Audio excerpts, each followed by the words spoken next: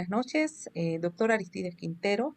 Para mí es un placer hacer la entrevista al doctor Vladimir Villarreal, investigador CNI de la organización de CENACID.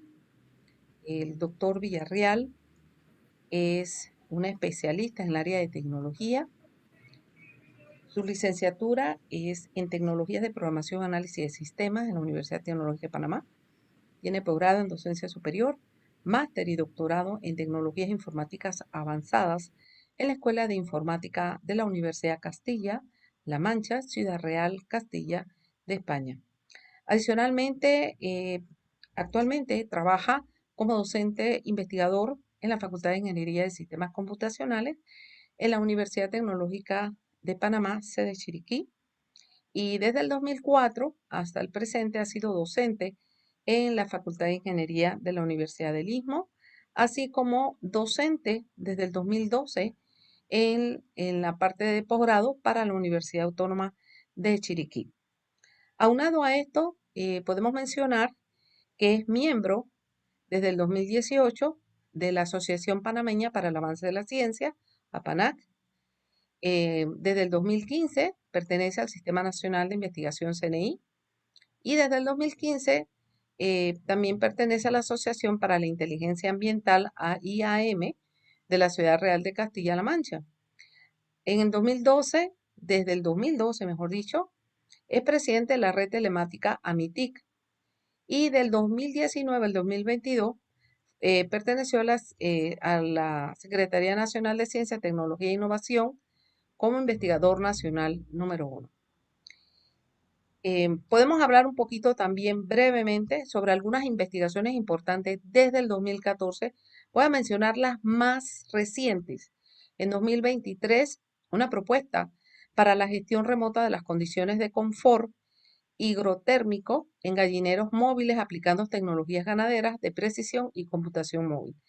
En el 2023 también se planteó la investigación sistemas de control y ayuda para personas con trastorno de estado de ánimo. En el 2022, propuestas para la evaluación del proceso de enseñanza-aprendizaje en niños con trastornos de espectro autista a través de una aplicación móvil con realidad aumentada. Una revisión sistemática sobre las tecnologías de precisión para la producción ganadera y su aplicación en las diferentes etapas de la avicultura. Y en el 2022, la revisión sistemática de la literatura enfocada en el uso de tecnologías asistidas para personas con discapacidad visual. En el 2021, el estado de la transformación digital de las universidades de Centroamérica. Y adicionalmente también estuvo estudiando en el 2021 la generabilidad de la carga cognitiva mediante lo que viene siendo los electroencefalogramas. 2019 hace una reseña en la tesis doctoral, desarrollo y validación de una aplicación web y de CD educativa inclusiva para el aprendizaje de la lengua de señas en Panamá. Como podemos ver a través de esta lista de datos que he señalado del doctor Villarreal, el doctor cuenta con una amplia experiencia en diferentes temas que competen a lo que es educación, que es tecnología, que es ganadería.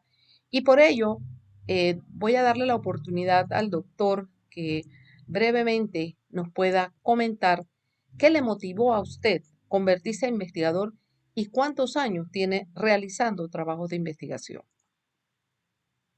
Hola, gracias Silvana por la invitación para hablar un poco de las diferentes líneas de investigación que estamos desarrollando.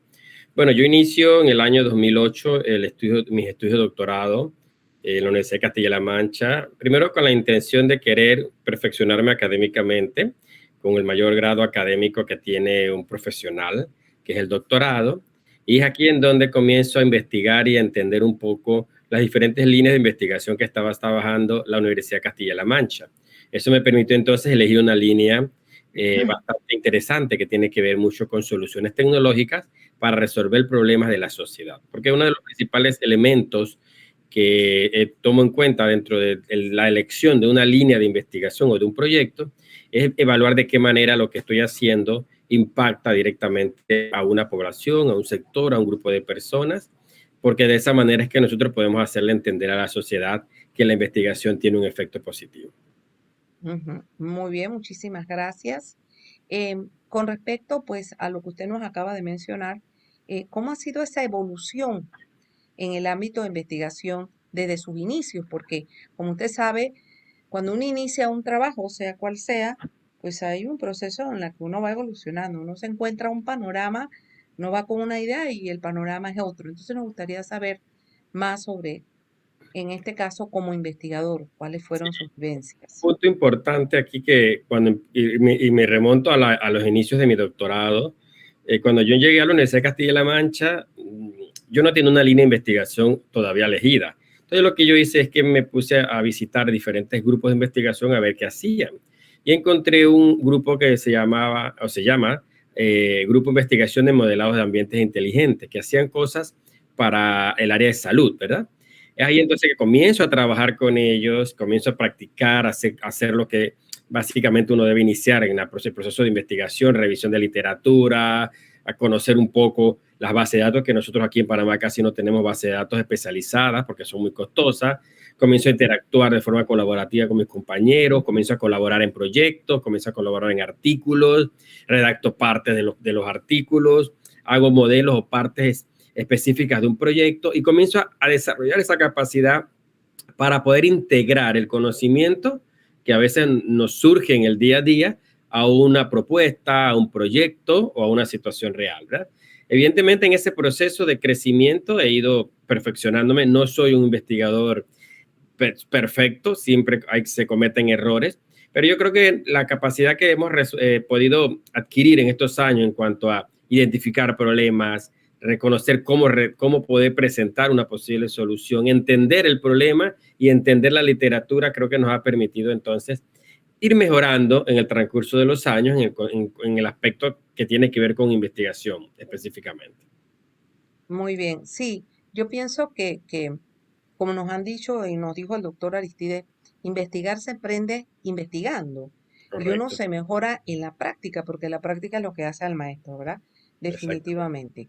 Entonces, nuestra siguiente pregunta es, ¿cuáles han sido esos problemas los más significativos que se le hayan presentado en un proceso de investigación, en cualquiera de esas investigaciones que usted a lo largo de su experiencia ha desarrollado? ¿Cuáles serían como los más significativos y que han marcado en usted esa enseñanza o ese aprendizaje por la praxis, vaya? Mira, esta es una pregunta muy interesante porque cuando uno tiene una idea de un proyecto que quiere desarrollar, tenga financiamiento, no tenga financiamiento, sea proyecto de tesis, etcétera, el primer elemento que empezamos a tener, como el que vamos a tener problemas en el área de investigación en Panamá, uno es el acceso a literatura científica apropiada, ¿verdad? Sabemos que es muy costoso, por lo cual cada vez que tengo que hacer algún proyecto y necesito alguna literatura en especial, la mando a pedir a algunos amigos que están fuera del país. Acceso a literatura. Otro elemento es la colaboración y la credibilidad que tienen las instituciones del Estado y privadas sobre las universidades, sobre las investigaciones que hacemos en las universidades. Y más de sectores como salud, por ejemplo, que son sectores muy complicados, educación, que también tenemos un grupo muy grande de personas en esa área. Tenemos que saber hacerles entender a ellos lo importante que es la investigación, lo que es la tecnología para el desarrollo de esas situaciones, ¿verdad?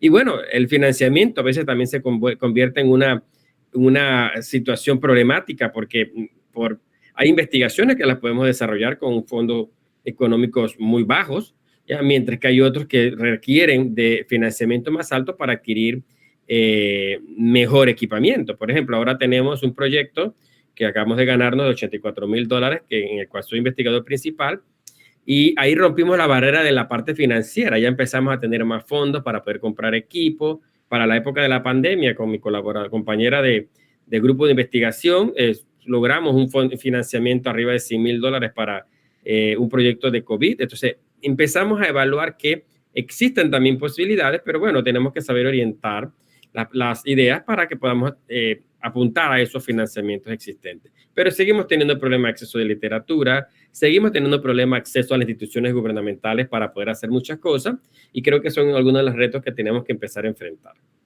Muy bien, sí, considero que sin ser experta en la parte de investigación, creo que siempre he escuchado de varias personas que quieren hacer un proyecto, ya no como investigadores, una simple tesis, y digo simple entre comillas, pero al final es una investigación, este, que siempre el obtener información, ya sea del Estado o privado, ya sea de revistas, ya sea de una base de datos, es el primer paso más difícil que tienen. Eso es Exactamente. independientemente de la parte económica, ¿verdad? Muy bien. Bueno, siguiendo con nuestra entrevista, ¿cuáles de estos trabajos que usted ha realizado a lo largo de su carrera ha sido como el más satisfactorio como investigador? Mira, inicialmente comentaste de diferentes áreas en las que hemos trabajado. Hemos trabajado en agroindustria, hemos trabajado en ganadería, hemos trabajado en educación, pero para mí el área que más me llama la atención y con la que disfruto más cada vez que hago proyectos es el sector salud, ¿ok? Primero porque en meterme en un entorno en donde no soy experto por la parte de medicina, me permite a mí aprender nuevas cosas y queda uno con ese sabor de querer conocer más sobre esa situación. Por ejemplo, hemos estudiado aspectos de presión arterial, hemos estudiado aspectos de nivel de azúcar en sangre, rehabilitación física, y cada vez que empezamos un proyecto, empezamos a primero entender esa base del área de salud o médica que estamos desarrollando, y luego cómo nosotros de la pared del área de tecnología podemos aportar. Y cada vez que alguien se me acerca para que hagamos un proyecto de colaboración o formulemos una propuesta para una convocatoria y es salud, a mí me encanta mucho porque es un sector que me gusta a mí desarrollar y aportar en el área de tecnología desde diferentes entornos en los que podemos trabajar. Pero para mí salud es el sector que más me llama la atención y ha sido el sector con el que comencé, ¿verdad? Y cada vez que hacemos trabajos relacionados a este sector, tenemos buenos resultados. Y mire que si lo vemos con respecto a las investigaciones de autismo o de estado de ánimo, eso también implica salud. Exacto. O sea, tecnología, pero para ayudar en términos de salud. Muchísimas gracias. Continuamos con la entrevista. La pregunta 5 dice, ¿existe alguna investigación que usted haya realizado, pero que no tenga los resultados que usted esperaba? O sea, puede ser que hayan salido resultados mucho más, pero también puede ser que hayan resultados Sí. que de verdad no se lo esperaban. Sí, cuando uno desarrolla investigación transversal que tiene que ver con sectores que no domina uno, evidentemente, algunas veces en el proceso de investigación, algunas de las etapas, puede que los resultados no sean los más adecuados, ¿verdad?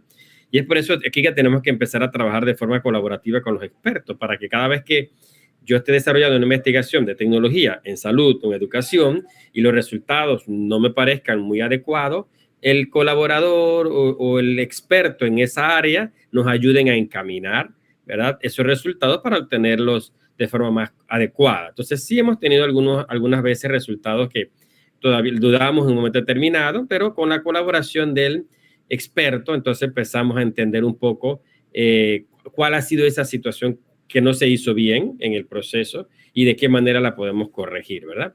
Y también muchas veces, no solamente con el resultado de la investigación, sino con el mismo impacto. Es decir, yo puedo tener una idea de una investigación que me sale muy bien, pero al momento de que yo comienzo a evaluar el impacto, puede ser que a los expertos en esa área no les gusta, puede ser que a los especialistas no les guste. Por ejemplo, el sector salud es un sector complicado. Ya puedo desarrollar una tecnología, un proyecto asociado a salud, pero si al médico no le gusta, a las instituciones de salud no les gusta o no quieren colaborar, hasta allí queda el proyecto, por más buenos resultados que se hayan tenido. O sea que es una situación en donde todos los que formamos parte de las diferentes áreas de investigación debemos trabajar en conjunto. Entonces resultaría como contradictorio que a pesar de que la investigación está arrojando muy buenos resultados, la contraparte que se ve beneficiada, pues frena ese resultado, ese buen uso de los Exactamente, resultados de la investigación. Qué así mismo. interesante. Y se ha visto en las últimas investigaciones que hemos tenido para el proyecto de la COVID, resultados de pronósticos bastante similar a lo que estaba pasando en su momento y se presentó el proyecto, luego los resultados a instituciones de salud y bueno, ellos hicieron la mirada para un lado, o sea, simplemente no les interesó el proyecto, ¿verdad? Y había resultados que científicamente estaban comprobados que eran buenos. Increíble. Yo pienso a veces, profesor, que eso es parte de la poca cultura de investigación que existe en nuestro Panamá. Ya Exactamente. no puedo decir Latinoamérica, pero sí en Panamá. Y creo que esa es una de las cosas que hay que reforzar mucho. Yo digo, ya yo no digo desde la licenciatura, yo digo desde que el muchacho ya está saliendo del colegio, que vaya teniendo base en cualquier área de formación, porque no solamente es para tecnología, o sea, en cualquier área de formación. Si hoy en día tomáramos a un estudiante que sale del Morazán o que sale de cualquier institución pública o privada, para que realice una investigación básica con ciertos parámetros, hay que Le va a costar sopesar un poco, le va a que costar, le sí. va a costar porque realmente no tiene o, o no tiene mucha base o definitivamente no tiene idea de lo que va a hacer. Entonces, siento que eso es lo que se les hace más difícil. Bien, la siguiente pregunta sería, ¿considera usted que en esta nueva normalidad que aún vivimos, el uso de las plataformas de enseñanza como Moodle, Blackboard, Shamilo, etcétera, tantas que hay, requiere que los docentes se actualicen de forma constante en el manejo de las mismas para fortalecer las competencias tecnológicas de los docentes? Es un sí completamente rotundo, ¿verdad? Y la pandemia nos lo demostró, que aquellos que estaban más capacitados, que por lo menos habían tenido una interacción con alguna plataforma, se les hizo mucho más fácil ese proceso de integración de la cuarentena, de las clases desde casa, desde la comunicación con el estudiante desde casa, ¿ya? Y quizás esas personas tuvieron una más fácil esa transición, que no fue una transición que se tenía que hacer con un tiempo prolongado, sino que fue algo repentino, ¿verdad? En donde nos dijeron, tenemos que irnos a casa y hay que dar clases. Si queremos mantener la educación activa, hay que dar clases. Si quiere trabajar, tiene que hacerlo desde la casa, ¿verdad? Y yo siento que estas capacitaciones continuas permitieron a muchos docentes enfrentar más fácilmente ese proceso de integrar esas herramientas en el proceso de enseñanza-aprendizaje. Y aquellos que todavía en ese momento no las habían considerado como un elemento importante, les costó. Pero así como aquellos que no las habían integrado, habían personas que a pesar de que no las integraron, pudieron dedicarse a aprender y pudieron sobrellevar sus asignaturas, mientras que hay otras personas que por definitiva se retiraron del sistema, ¿ok? Entonces yo siento que eso es algo importante. Mira, nosotros hicimos una vez un proyecto de investigación sobre una plataforma de cursos masivos en línea. Queríamos establecer unos mocks dentro del OTP y empezamos a hacer un análisis de los elementos, antes de hablar de pandemia, ¿verdad?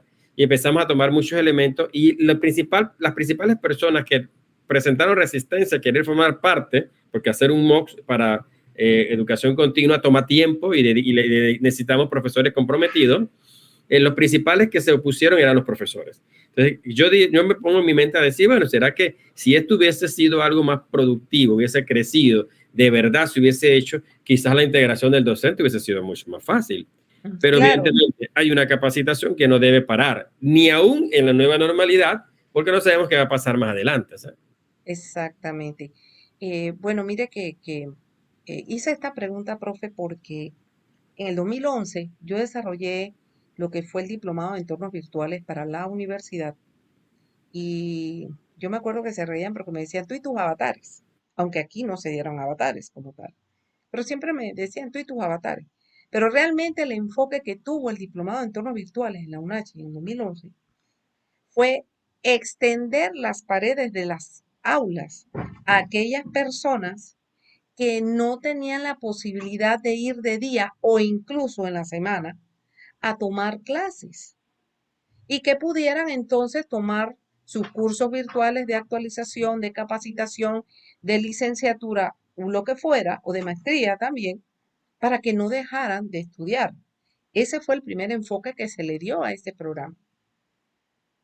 Se dieron casi 5 años corridos, se graduaron un promedio más o menos de 300 docentes con ese diplomado que al principio el choque de cultura digital fue bárbaro con el primer grupo.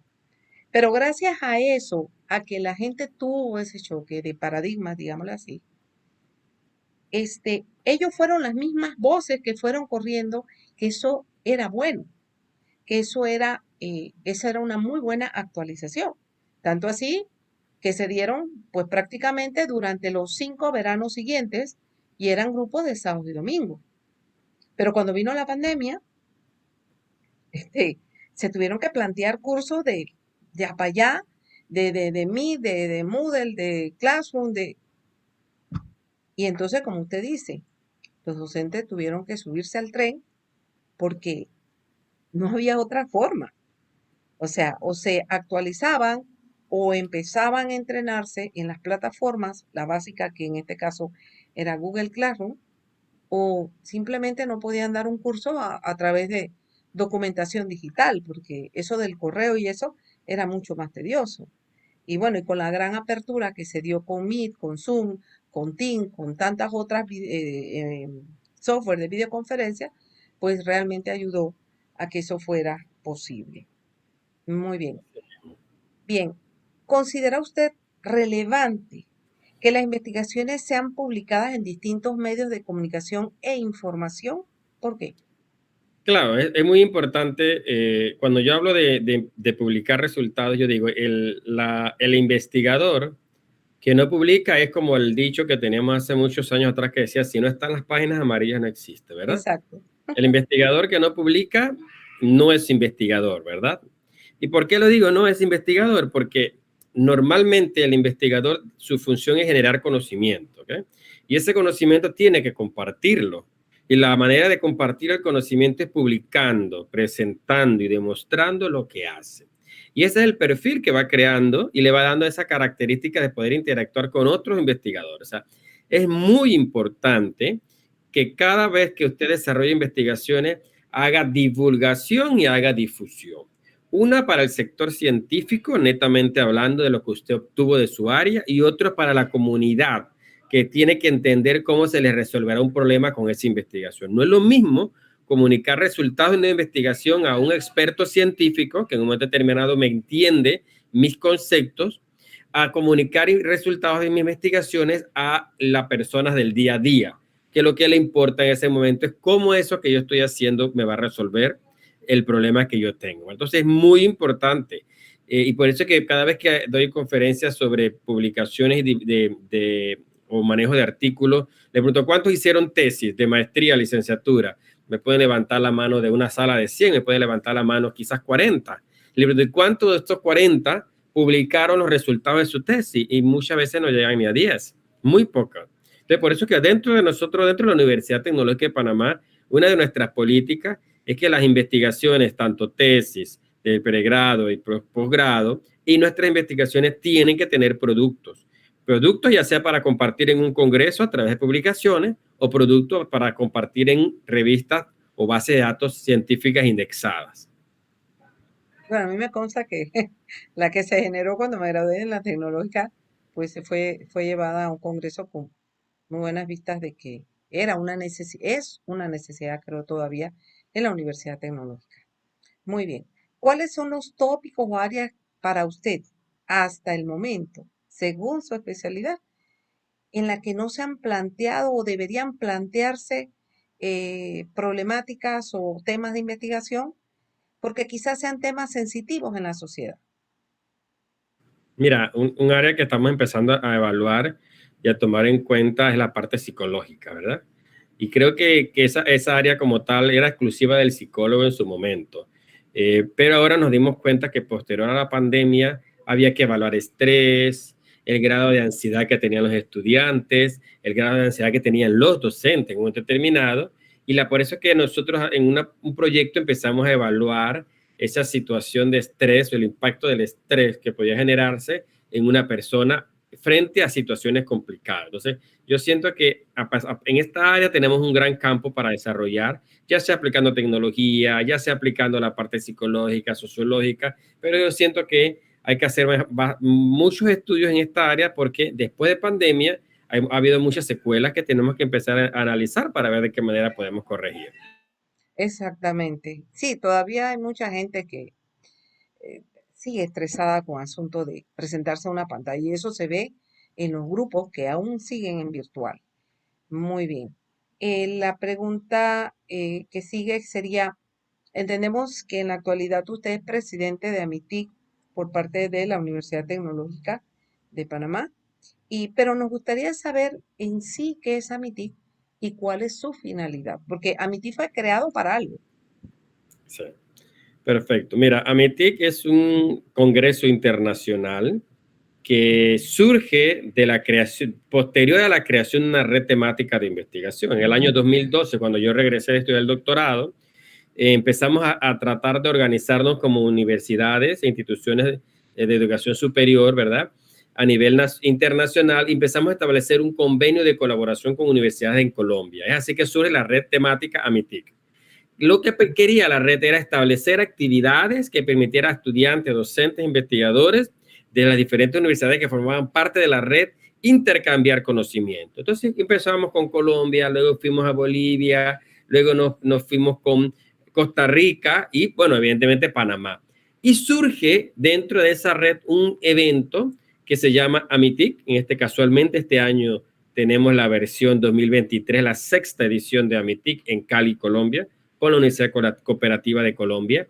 Y lo que hacemos es que nuestros miembros, estudiantes, investigadores, profesores, comunidad en general de la universitaria, encuentren un espacio para compartir los resultados de sus proyectos, de sus investigaciones, de sus vivencias en el caminar hacia la investigación en dos aristas. Uno, aquel investigador más consolidado con proyectos Mucho y más artículos fuertes. más complejos, más completos, con resultados, y otro con aquellos investigadores más junior que empiezan a escribir un póster, hacen dos páginas de lo que quieren de la idea, presentan de forma gráfica los resultados y comparten, ¿verdad? Nos hemos dado cuenta que los estudiantes se interesan más en participar, posterior a ellos se interesan más en desarrollar tesis de investigación y no solamente se van al área de práctica o a veces materias de ese crédito, les interesa y les llama la atención. Y mira, el año pasado hicimos el congreso de AMITIC en Costa Rica, en San José, y éramos 29 personas entre estudiantes y profesores, y este año para Colombia, ya hoy, casualmente hoy 17 de abril, lanzamos oficialmente en las redes sociales en la llamada artículo y la información del congreso. Ya muchos de los estudiantes me han escrito pidiéndome, profesor, ¿cómo nos vamos a organizar para participar? Porque yo quiero participar del congreso como tal, ¿verdad? Y entonces vamos a establecer la forma de que ellos participen, pero es eso, un proceso de compartir, de tener una relación docente, estudiante, investigación, academia, en todos los sentidos en lo que se está haciendo dentro de la universidad y fuera de la universidad. Muy bien. Y no, y definitivamente, por experiencia propia, uno crea nuevas redes de contactos con otros investigadores, con otros escenarios interesantes, y eso es lo que los chicos los motiva a seguir adelante con sus proyectos, con sus investigaciones, y que nada los va a parar. Así de sencillo. Muy bien. Para usted, ¿cuál ha sido su mayor logro como investigador? Mira, la integración de más estudiantes en el desarrollo de investigaciones, porque siempre que tenemos convocatorias y tenemos propuestas que son financiadas, incluimos dentro de nuestras propuestas, dentro de nuestro desarrollo de proyectos, a estudiantes de pregrado. La integración del estudiante, es decir, el puente entre academia y universidad, que durante los últimos, desde el año 2012, 8, 10, 11 años que llevamos a estar en esto, desde el inicio hasta ahora ha aumentado el número de estudiantes haciendo tesis de investigación dentro de proyectos de investigación. O sea, podemos tener premios, reconocimientos, publicaciones, pero para mí lo más importante es que ese estudiante se acerque a mí y me diga, profesor, quiero hacer un proyecto de investigación con usted, quiero hacer una tesis, me gustaría trabajar en esto. Y nosotros de una u otra manera colaboramos y trabajamos con ellos en conjunto. O sea, el estudiante y la reducción de esa brecha academia-investigación que hace quizás unos 10 años atrás era cada vez más grande, ¿verdad? Claro. Bueno, sí, definitivamente que cuando uno ve esos logros realizados en aquellos por los que uno está dejando huellas, pues creo que eso es lo que más lo llena a uno. No tanto son los premios o el dinero ganado de un proyecto, sino lograr sembrar esa semilla en los estudiantes. Y bueno, profe, ya como para cerrar esta entrevista, me gustaría mucho que usted nos pueda dar un mensaje a las nuevas generaciones como investigador. Bueno, yo siempre le digo a los estudiantes, primero que todo, cuando quiera hacer algo de investigación, haga algo que le guste. No hay nada más satisfactorio que de investigar los temas que a uno le gustan, desarrollar las investigaciones que a uno le gusta. Por eso, por ejemplo, cada vez que yo hablo de temas de investigación con los estudiantes, le digo, vamos a hacer una lluvia de ideas para ver qué ustedes consideran que son los principales problemas y cómo ustedes creen que los podemos resolver. Y luego elija el que más le gusta. Porque cuando usted elige un tema, y eso lo hice yo cuando empecé a estudiar el doctorado, yo elegí el grupo que más me gustó, con la línea de investigación que más me gustó, y por eso me he mantenido trabajando en la línea de investigación que en su momento elegí, ¿verdad? Yo conocí muchos que empezaron en 2, 3 grupos de investigaciones diferentes y al final terminaron en otra área, porque no les gustaba lo que estaban investigando, no les gustaba dónde estaba. Entonces, si a ti no te gusta, difícilmente vas a poder encontrar un nicho y un espacio para poder desarrollar tu investigación. Y cuando te gusta, y comienzas siempre a ir más allá de forma constante, en la perseverancia, en la responsabilidad, en el respeto, en el cuidado del individuo, de la persona, no afectar a la gente cuando hace una investigación. Todo eso sale a partir de que yo quiera lo que estoy investigando. Muy bien. Bueno, esto ya no es una pregunta, sino me gustaría conocer un poquito de sus pensamientos sobre. Yo sé que usted está muy enfocado en los estudiantes de la UTP como tal, pero como investigador y como presidente de AMITIC, ¿se ha pensado en crear alguna investigación que involucre otra universidad en conjunto? Bueno, nosotros hemos trabajado en investigaciones con diferentes universidades, no solamente la UTP. Ok, Por ejemplo, yo siempre colaboro de forma muy cercana con la Universidad del Istmo. Y nosotros, con las convocatorias internas de la Universidad del Istmo, de hace unos años atrás, tienen unas convocatorias internas de investigación. Nosotros durante 2, 3 periodos seguidos nos ganamos convocatorias para proyectos con estudiantes, ¿ok? Y, por ejemplo, hay un chico que se llama David Flores, que él participó de la Universidad del Istmo en una convocatoria de nuevos investigadores, que es una convocatoria que financia CENACYT para estudiantes de pregrado que están empezando a hacer investigación, y él se ganó una convocatoria de $20,000 y no era de la UTP, ¿ok? Y él desarrolló proyectos desde la Universidad del Istmo, una universidad particular, ¿verdad? Entonces nosotros seguimos trabajando y colaborando con, no importa cualquier tipo de universidad que quiera desarrollar investigación, siempre y cuando nosotros podamos establecer nexos de colaboración y trabajo con esas instituciones para investigar problemáticas o temáticas en un momento determinado, ¿sí? interesante. Bueno, profesor, muchísimas gracias. Realmente con estas preguntas, incluso yo me nutro más de información de lo que es el doctor Vladimir Villarreal, su experiencia, sus proyectos, los objetivos que conlleva a MITIC, no solamente a nivel personal, sino también a nivel de institución, fortaleciendo a esos nuevos investigadores. De verdad, muy agradecida por su tiempo, sus ideas, compartir conmigo sus ideas y su experiencia. Y no me queda más que decirle muchísimas gracias. Y esto ha sido toda la entrevista de mi parte, Silvana Rigo, hacia el doctor Vladimir. 1 millón de gracias, profesor. Gracias, Silvana, por la invitación. Te conozco desde cuando estábamos en la universidad y estabas estudiando. Después estuvimos en una maestría en donde también fuiste estudiante. O sea, sé y reconozco la capacidad que tienes y esa superación y esa educación constante que siempre tienes. Y siempre he reconocido y aplaudido tu labor como siempre. Así que espero que siempre te Gracias. vaya bien en todo lo que te propongas. Por ahí, posiblemente quiera hacer alguna investigación grande. Y te No sé. invito para que también vuelvas con nosotros a Mitiki, cuando fuiste para Pereira, Claro, este año es en Cali, así que te invito para que escribas algo de lo que estás investigando, de lo que estás haciendo, una propuesta, una revisión de lo que haces para que te vayas con nosotros para Cali y vuelvas a compartir lo que hicimos en Pereira en ese momento, ¿sí? exactamente. Bueno, gracias, profe. Hasta Y luego. eso sería toda la entrevista.